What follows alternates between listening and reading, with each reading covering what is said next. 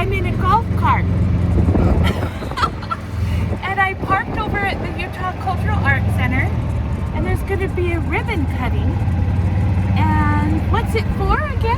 Utah Veterans Memorial. Utah Veterans Memorial. Oh my gosh, how exciting is this? Let me turn it around. Look at this. People are being golf cart. This is the first time I've been in a golf cart. Oh. I just don't do that. Oh my gosh. I'm so excited. Look at this. They've got sod they're putting in.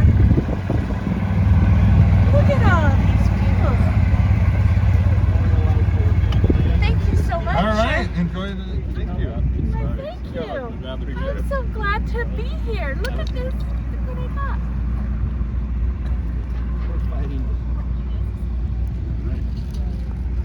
Thank you so You bet. much. You have it right here, and I want to make one of the first acknowledgments and thanks to Jake Arslanian, our facilities project manager here in West Valley, for pulling this all together and making it happen.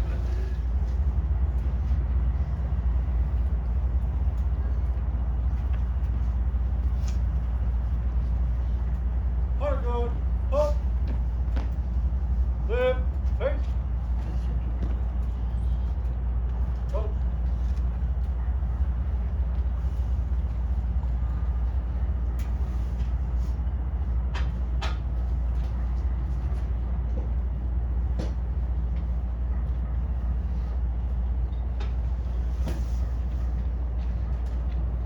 Lift. Home.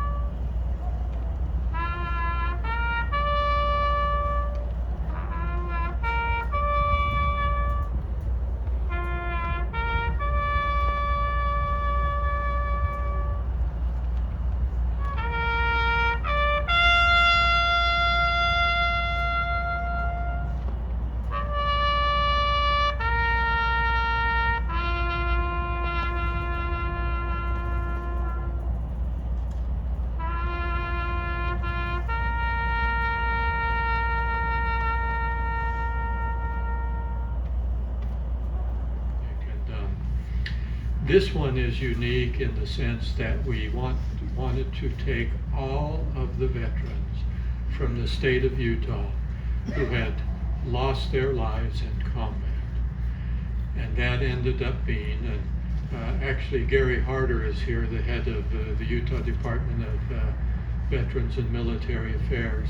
2,945 is the best number, the official number that they've come up with, that since the beginning of World War I have given their lives from the state of Utah in combat. We will eventually have every one of those names up on here. As you can imagine, a lot of research goes into that, and we will continue to do that to make sure that they are all honored.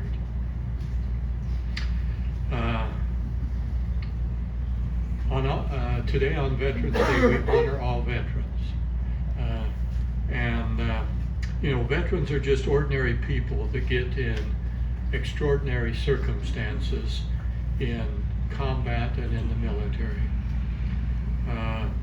Here at this memorial today, this Utah Veterans Memorial, we're honoring those who gave their lives in the defense of freedom. We will make sure that all of those who've made that sacrifice are recognized here. While we recognize these war dead and honor them, we have not forgotten that there were those who were wounded in both body and mind, those who were POW, MIA, those who came back seemingly unscathed, but changed forever. And of course, even those who served in peacetime or not at the front lines. Eventually, as this project expands over the years, we will make sure that they are honored as well. But we wanted to put the specific names of those who gave their lives in this memorial. Wow. First of all, you talk about miracle. This is so awesome to see the process of the dream, the struggle, and the prize. And Mayor, I want to say this is really a remarkable thing you've done. I had a chance to meet the mayor about 4 or 5 months ago, and at that time heard about how long this has been a vision of his. So I would say the greatest present is to have his wife and his son to see the fruition of a dream that's been talked about for decades. And I want to thank you. And we have no doubts of what's going to happen in this place, because it's obvious what you've done here. I remember I was very fortunate. I was raised in a home of a veteran. My dad was World War II vet, so I knew what it was to respect the flag, to love our nation. At 12 years old, I would take to get to school. I'd walk 5 miles in the cold days like this, 5 miles up hills both ways, to have the honor with Spencer Tracy to raise the flag in the morning and the Lord in the afternoon. And to know that we should never touch the ground. So that was old-fashioned, good old American love of the nation. And those who paid the price, those who fought the fight, put themselves in harm's way, were really working to give us these kind of days, where we can literally dream big, work hard, and one day see our dreams come to fruition. There's nothing like this great country that we can do these things, that we can actually take almost for granted. If we work hard enough, if we navigate the process, that we can share dreams like this. And for those who were part of this, again, the miracle is that we all came together to make this work. All you guys came together. And it's the old saying that I grew up with, teamwork makes the dream work. We've seen that happen in the last 4 or 5 months. So I just want to say thank you. Thank you for everyone here, those who served. I have the honor and pleasure of serving with a veteran, and I can't say enough about my friend Chris Stewart. It's been a real honor to come to this great state. By the way, it's very easy for me to stand for the values I stand for, because it's what I grew up in. So I want to thank you for those values I grew up in the 60s in the South, to come here and see that it's still alive and well. And it will be Utah, the values we stand for, the innovation we have, the entrepreneurial spirit we have, the desire to serve, desire to look at each other inside out. I don't think there's any state in the union. I know there's no state in the union that does it better than we do. So let's just continue that, continue to be proud of our ancestry, make sure we focus on our kids, continually to be proud of these type of events.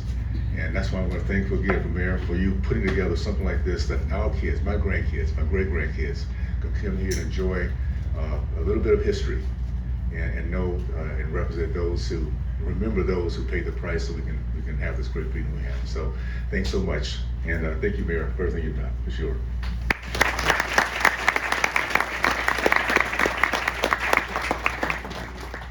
Chris Stewart, who I don't personally know that well. We've met on a couple occasions, but I've always held great esteem for him. He's a fellow veteran as well, served our country with honor.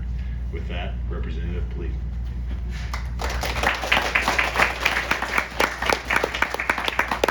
I have to do a house cleaning item first. Some goofball spilled his hot chocolate all over the thing. So when you're milling around, be careful. And I apologize for doing that to everyone. It wasn't me. I'm kind of torn, because I grew up milking cows up in Cache Valley, and I hate the cold. And you all are suffering through the cold. So on the other hand, I want to be very brief, but on the other hand, we have to honor our veterans. This isn't something we can rush through. And all of us feel that way, I think. That's why you're here. So I will be respectful of the conditions, but I also think it's appropriate that we take a moment. What an honor to share the stage with two really of my favorite people, two men I have tremendous respect for. Burgess has become one of my closest friends in Congress, and Burgess, you represent Utah so well. Thank you for your service in doing that. And Mayor, this is your vision. I remember when we first talked about this and the time and the effort you put into raising the money, to clearing the obstacles, to rushing through the construction, and here we are now, and it's a beautiful park. It's a beautiful accomplishment.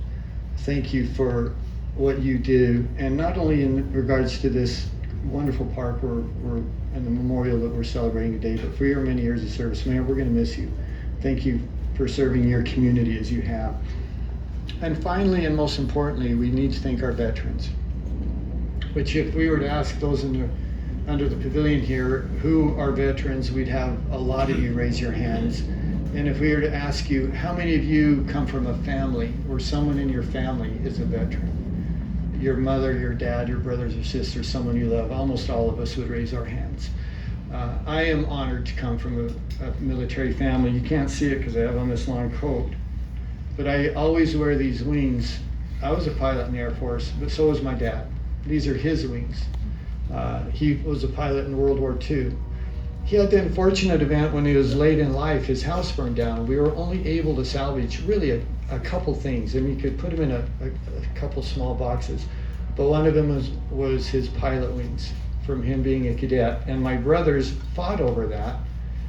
We actually didn't, because we all love each other and get along, but we all wanted it. We had a lottery who got the wings, and I was the fortunate one to win because 5 of my brothers served in the military as well, as do many of my nieces and nephews and some other members of my own family. So it runs deep in our DNA. I want you to know that my wife and I have had many experiences in our lives. We have the honor of serving now in Congress. We've been, a businessman, other things, but there has been nothing in our lives that has been more satisfying and more honoring. And my wife feels this way as well, which is pretty remarkable because she put up with a lot. But she feels the same as I do. It was the greatest experience of our lives, the 14 years that we served in the military. And I always say we served, not I served, because families serve. For every veteran who's in Afghanistan or Iraq or wherever they might be, there's someone back home who worries about them and is praying for them. There's a young mother, as I know intently, who gets up in the morning and shovels the walk and then gets the kids off to school, who the car breaks and she doesn't really know what to do with it. There's parents who say goodbye to their child and wonder, will I see them again? And if I see them again, what kind of condition will they be in? Will they be whole? There are little kids who want to talk to their mom or their dad. There are little kids who want to have a goodnight kiss from their mom or their dad, and they're not there. And we honor the veterans, and we honor the veterans' families. My best friend in pilot training, which was about 15 months, we had time to get very, very close. We were the only 2 members of our class who were married, and we had kids. And so we spent a lot of time together. We lived on base and he lived down the street a ways, but he had one of his little boys who was like 3 or 4 years old. He would sleepwalk. And we'd wake up and he'd be in our house, asleep on our couch or on the floor sometimes. We'd call Mike and say, hey Mike, Zane's down here, don't worry about him. And he would walk down to our house in the middle of the night and not remember doing that. We were very close with him. I grew to love him like a brother, like you do with the people that you serve with. I went to Langley Air Force Base in Virginia. Mike went overseas to Korea. And about a year after we separated, after we both graduated, I got a phone call about 6 o'clock in the morning, which is a little bit early and a little unusual. A lot of times if you get a call, really early like that, you think, well, something's up. It's not my mom calling to say hi. And I thought it was work, because it would not be terribly unusual for work to call me at that point. But it wasn't. It was an overseas phone number, and I could tell by the sound of it was overseas. And I said, hello. And there was a big, long pause. And then I recognized his wife's voice. And she said, oh, Chris. And that's all she said. And I knew what she was calling for. And God bless her. And God bless those little kids. And unfortunately, tens of thousands of other people around our nation who have had to make that phone call and to tell someone that they'd lost their husband or their wife or their son or their daughter or their mom or their dad. Hard to get. I don't think you can get them on eBay. But we're happy to present this to you now. Again, the United States flag that's flown over the U.S. Capitol is a symbol of our appreciation. Thank you.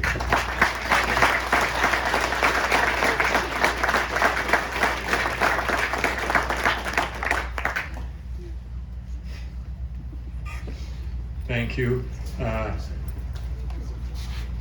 This is hard for me because although I may have chaired this, there were so many who did the real work. You see, I had an idea. That idea didn't come into existence without effort. That effort was done by a lot of people. It's worth several $1 million, just the land itself. And they said, yes, let's build it here on this location. And they stepped forward and with me, just with an idea, and I said, well, I can't manage a construction project. How do I get this out of the ground? And they said, don't worry, we'll see that it happens. And that, in my mind, is what the purpose and the reason we have these memorials. As long as there's a veteran, a family member, an American here, we will remember their sacrifice and the things that they did for our country and the things that they gave up and that their families surrendered. So with that, I'll close and move on to celebration of that memorial. We're going to have Jake bring us all up, and we're going to go cut the ribbon then, and then take a look at this memorial, which once again we thank everybody that was associated with for building it. Thank you all.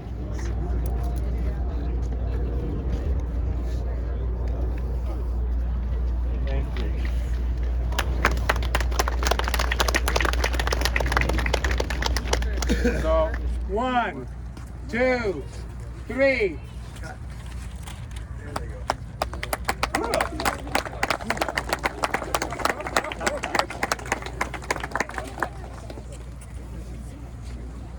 And everybody's welcome to go in and Look at this.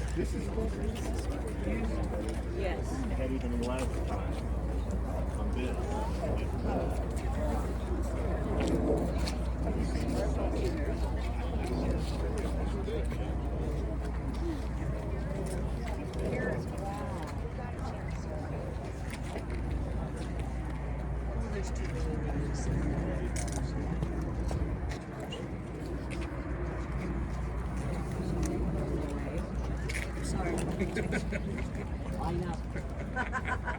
Line up.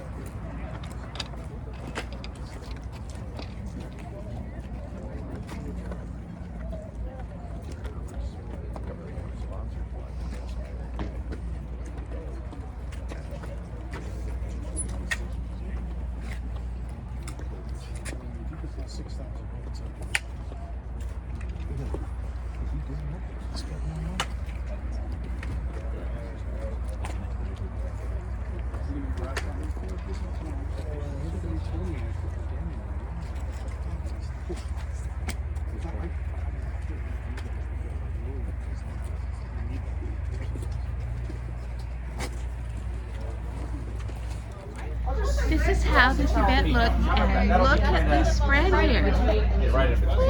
Thank you. Oh my gosh. Woo.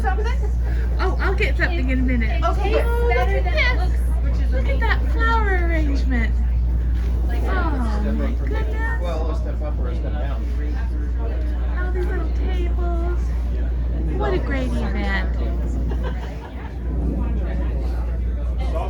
I am so glad I came to this event.